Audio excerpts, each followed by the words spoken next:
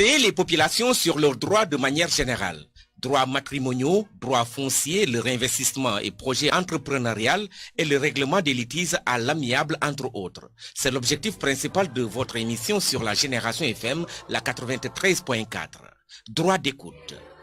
Droit d'écoute, c'est un magazine d'échange, de conseils et d'informations sur le droit et l'immobilier avec un langage jeune et frais. Le droit sera dit et l'émission aura un ton informatif, mais aussi divertissant, humoristique et décontracté.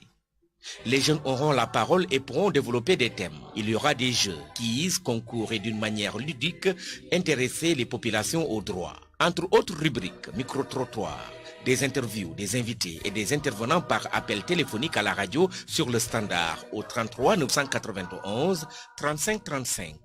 33 991 35 35 ou sur les réseaux sociaux. Droit d'écoute, c'est tous les jeudis de 16h à 17h sur la 93.4 Génération FM, la radio de toutes les générations. Réalisation et présentation, Maître Diana Salidabou.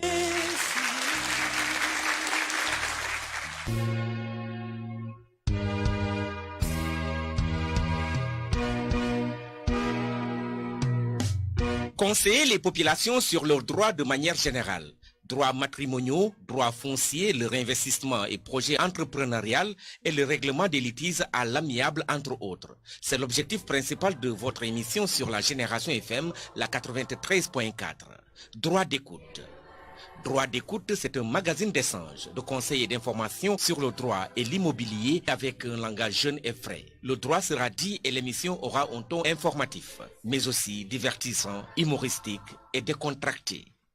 Les jeunes auront la parole et pourront développer des thèmes. Il y aura des jeux, quiz, concours et d'une manière ludique, intéresser les populations au droit. Entre autres rubriques, micro-trottoirs, des interviews, des invités et des intervenants par appel téléphonique à la radio sur le standard au 33 991 35 35. 33 991 35 35 ou sur les réseaux sociaux. Droit d'écoute, c'est tous les jeudis de 16h à 17h sur la 93.4 Génération FM, la radio de toutes les générations. Réalisation et présentation, Maître Diana Salidabou. Bonjour chers auditeurs, bienvenue sur Génération FM.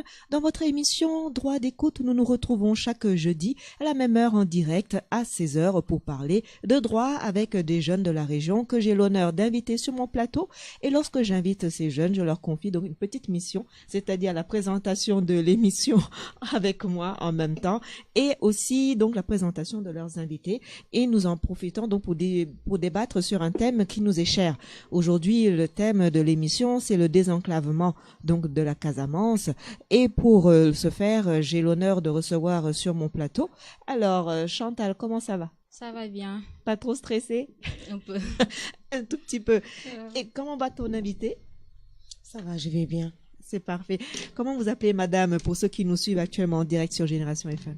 Je m'appelle Mambintou Diouf, madame Tidjou, mais Mambintou Diouf plus précisément. Je me présente, je suis dans l'entrepreneuriat féminin à la Chambre de commerce. Donc, je suis dans le secteur du développement. Voilà.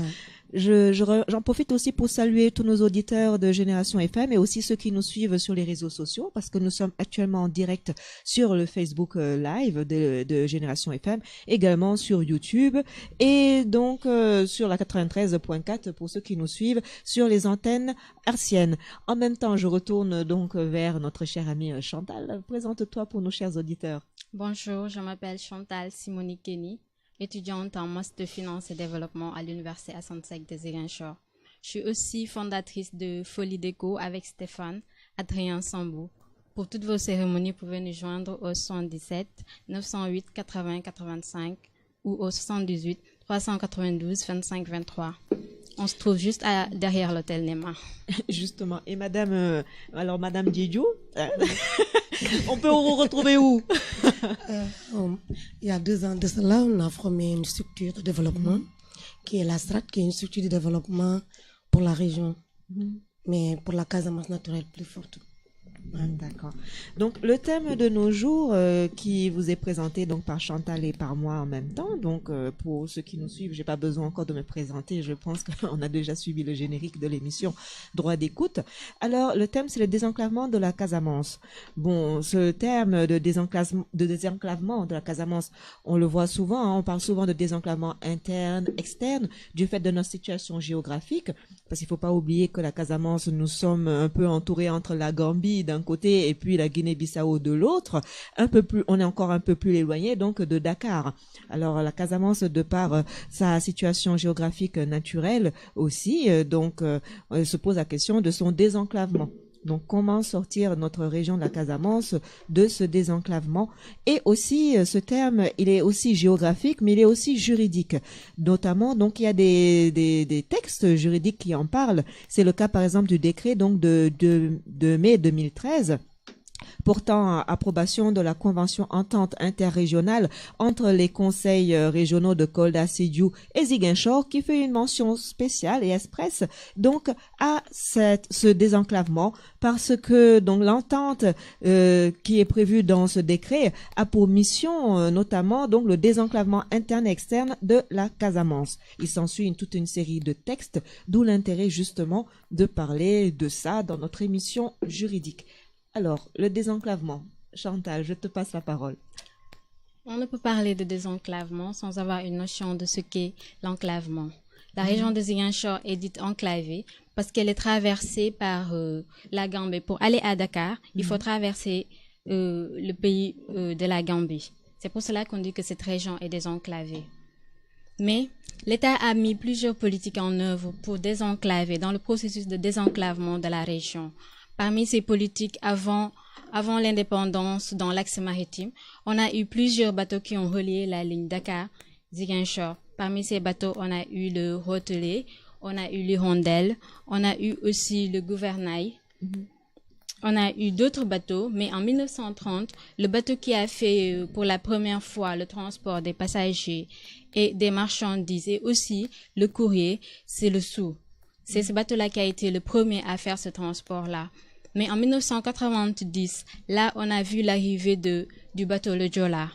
Mais ce bateau a été renforcé aussi par le catamaran Kasumai en 98 et le Kasumai Kep en 90 et le Kasumai Kep en 98.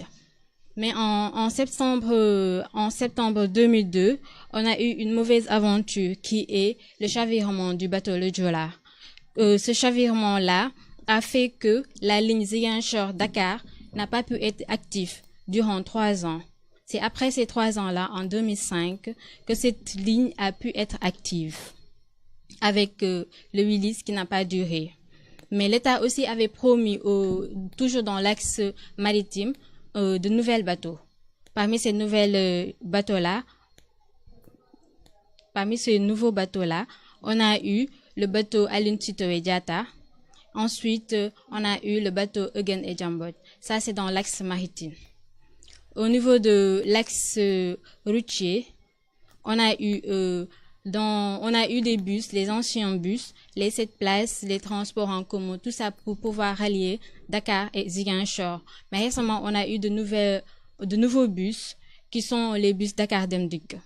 Ces bus-là peuvent aussi rallier Dakar et Ziguinchor pour désenclaver la région. Mais on a eu aussi on aura le pont Sénégal, le pont de la Gambie qui est en construction, qui doit être emprunté dans les normes en 2019. C'est ce qui a été dit. Mais aussi, il faut voir l'avancement de ce pont présentement. Si réellement ce pont pourra être emprunté en 2019. Mais aussi, dans l'axe aérien, on a enregistré l'augmentation des avions pour le transport